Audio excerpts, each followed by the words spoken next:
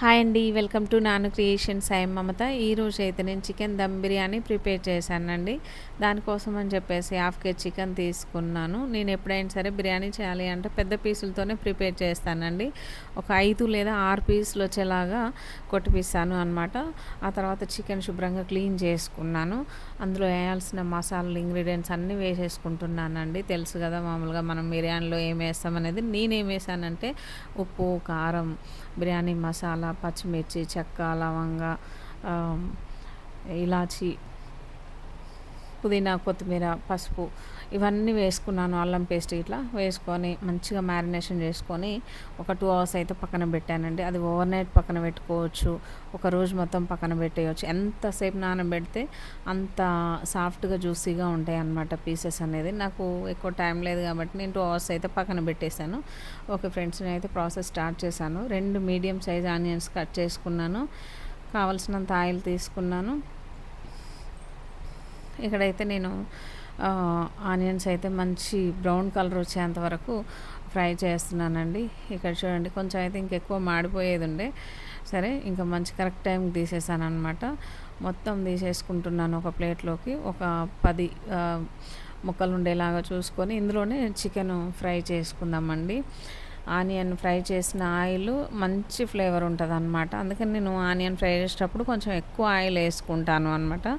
ఎందుకంటే మనము chicken fry చేస్తాం కాబట్టి దాని ఫ్లేవర్ వేరే ఉంటుందండి. మనం ఫ్రైడ్ ఆనియన్స్ ఫ్రై చేసుకున్న ఆయిల్ ఉంటుంది కదా, దాని ఫ్లేవర్ అయితే చాలా బాగుంటుంది. ఇందులో అయితే నేను చికెన్ పీసెస్ అయితే వేసాను అనమాట. ఇంకా చూడండి, ఇందులో నేను క్యారెట్, బీన్స్ కూడా వేసుకున్నాను చికెన్ మ్యారినేషన్ చేసుకునేటప్పుడు. ఎందుకంటే అది వెజిటేబుల్స్ కదా అండి, ఎప్పుడు ఒకేలాగా కాకుండా కొంచెం డిఫరెంట్ టేస్ట్తో బాగుంటుంది అని చెప్పేసి చికెన్ మసాలాలతో పాటు వెజిటేబుల్ ముక్కలు కూడా వేసాను అనమాట. మనకి పక్కన పొయ్యి మీద చికెన్ అయితే ఉడుకుతుంది. ఇక్కడేమో నేను రైస్ ఉడకబెట్టడానికి వాటర్ అయితే తీసుకున్నాను. టేస్ట్ సరిపడా సాల్ట్ వేసాను ఆల్రెడీ. సాల్ట్ అనేది ఇప్పుడే చెక్ చేసుకోవాలి అండి. వాటర్లో మనకి సాల్ట్ వేసుకొని మనకి ఎట్లా సరిపోయిందా సరిపోలేదా అనేది వాటర్ చేతిలో వేసుకొని చూస్తే మనకు ఆటోమేటిక్గా అర్థమైపోతుంది. ఇలా కలిసిందంటే ఉప్పు ఆల్మోస్ట్ ఇక రైస్లో కలిసినట్లే అనమాట. ఎందుకంటే ఇందులోనే రైస్ ఉడకబెడతాం కాబట్టి. ఇక్కడ చూడండి, నేను చెక్క, లవంగ, బిర్యానీ ఆకులు, కొంచెం నిమ్మకాయ ముక్కలు, నెక్స్ట్ పుదీనా, కొత్తిమీర, బగారా ఆకులు ఇవన్నీ వేసాను. కొంచెం పసుపు వేసానండి, లైట్ ఎల్లో కలర్ ఉండాలి అని చెప్పేసి. చూడండి, ఈ వాటర్ అయితే మంచిగా మరిగిన తర్వాత నేనైతే నానబెట్టుకున్న రైస్ని అయితే వేస్తున్నాను. నిమ్మకాయ దొబ్బలు కూడా వేసానండి, బాగుంటుంది. ఇంకా అన్నం మనకి రెస్టారెంట్లో ఇచ్చిన బిర్యానీ ఒకలాగా ఉంటుంది కదా అండి, బాగుంటుంది. అది మెత్తగా ఉడకబెట్టినా సరే అది ఎట్లుంటుందంటే, ఒకసారి 2 సార్లు మేము పార్సిల్ తెప్పించుకున్నాం అంతే. నేను అప్పుడు గమనించింది ఏంటంటే రైసు అది ఎట్లుంటుందంటే అండి, బాగుంటుంది. మరి పలుపు ఉండదు, మరి మెత్తగా ఉండదు. అది ఎందుకు వస్తుందంటే నిమ్మకాయ రసం వేయడం వలన అలా వస్తుంది అన్నమాట. చాలా బాగుంటుంది. చూడండి, సన్నగా ఉంటుంది రైస్ అనేది, అట్లా చేస్తుంది అనమాట ఆ లెమన్ రైస్ ఇందులో వేస్తే. నేను రైస్లో లెమన్ వాటర్ వేసాను, నెక్స్ట్ లెమన్ కూడా అందులోనే వేసి ఉడికిస్తున్నాను. బాగుంటుంది. చూడండి, ఇక్కడైతే చికెన్ పర్ఫెక్ట్గా ఉడికింది. ఒక్క పూటకే అండి, అందుకని చెప్పేసి నేనైతే కొంచెమే చికెన్ తెప్పించి హాఫ్ కేజీ అనమాట. హాఫ్ కేజీ చికెన్ తెప్పిస్తాను. ఒక్క పూట మనం ఇద్దరమే తినేస్తాం కాబట్టి అట్లా వేసేసుకుంటాము. ఓకే ఫ్రెండ్స్, చూడండి, పీసులు అనేది ఇవి పెద్ద పీసులు కాబట్టి ఒక 70% మంచిగా ఉడికించుకోవాలండి ఆయిల్లో. పెద్ద పీసులు కాబట్టి అలా కనిపిస్తుంది చిన్న పీసులాగా, కానీ అట్లా పెద్ద పీసులాగా కట్ చేయించాను అనమాట. ఓకే, ఈ రైస్ని కూడా మనము ఇందులో వేసేసుకుందాము. రైస్ కూడా 70 to 80% అట్లా ఉడకాలి. రిమైనింగ్ అనేది ఇవి 2 కలిసి ఉడుకుతాయి కాబట్టి, దమ్ చేస్తాం కాబట్టి మనకి కంప్లీట్గా ఉడికించొద్దు అనమాట. ఓకే, రైస్ మొత్తాన్ని ఇలా వేసుకొని దీనిపైన మనము ఫ్రైడ్ ఆనియన్స్, పుదీనా, కొత్తిమీర చల్లుకుందాము. ఈ ఫ్రైడ్ ఆనియన్స్ తోటి బిర్యానీ అనేది చాలా టేస్ట్ వస్తుందండి.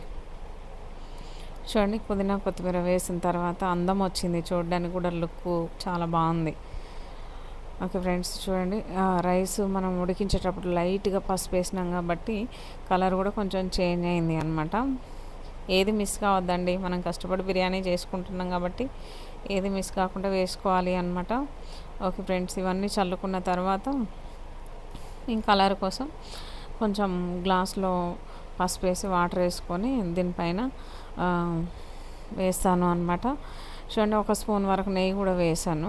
నెయ్యి అనేది చాలా టేస్ట్ని ఇస్తుంది, చాలా బాగుంటుందండి. ఫుడ్ అనేది చాలా రిచ్గా అనిపిస్తూ ఉంటుంది. ఓకే ఫ్రెండ్స్, చూడండి ఇక్కడైతే చెప్పాను కదా ఇందాక పసుపు కలిపి ఇందులో వేస్తాను అని చెప్పేసి. నేను తినే ఫుడ్లో కలర్ అస్సలు వేయను అండి, నాకు నచ్చదు ఫస్ట్ థింగ్. ఓకే ఫ్రెండ్స్, చూసారు కదా. ఇంకా ఇలా వేసుకున్న తర్వాత మూత పెట్టేసుకొని కదలకుండా దీనిపైన వెయిట్ పెడతాను. ఒక గిన్నెలో వాటర్ పోసి దీనిపైన వెయిట్ పెట్టేస్తే మనకి మంచి అద్దం అవుతుంది అనమాట. నేను చూపించలేదు బట్ ఓకే ఫ్రెండ్స్, ఇంకా చూసారు కదా అండి, మంచిగా ఉడికింది పర్ఫెక్ట్గా.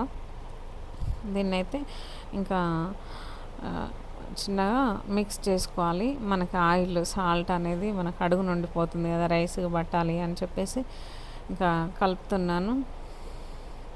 ఎంత బాగా వచ్చిందంటే అండి, అసలు చాలా అంటే చాలా బాగా వచ్చింది. నేను బిర్యానీ చేసిన ప్రతిసారి బాగా వచ్చింది, ఈసారి అయితే ఇంకా బాగా వచ్చింది రైస్. చెప్పాను కదా లెమన్ వాటర్ వేస్తే రైస్ అనేది మంచిగా వస్తుంది అని పర్ఫెక్ట్గా. చూడండి ఫ్రెండ్స్, ఎంత పువ్వుల్లా కనిపిస్తుంది నాకైతే, అంత బాగా వచ్చింది. టేస్ట్ కూడా సూపర్ వచ్చింది. నేనైతే మంచిగా సర్వ్ చేసుకుంటున్నాను. ఇంకా చూడండి, ఈ వీడియో మీకు నచ్చింది అనుకుంటున్నాను. నచ్చితే లైక్ చేయండి, షేర్ చేయండి. మన ఛానల్ ఫస్ట్ టైం సబ్స్క్రైబ్ చేసుకోండి ఫ్రెండ్స్. ఓకే అండి, థ్యాంక్ యూ.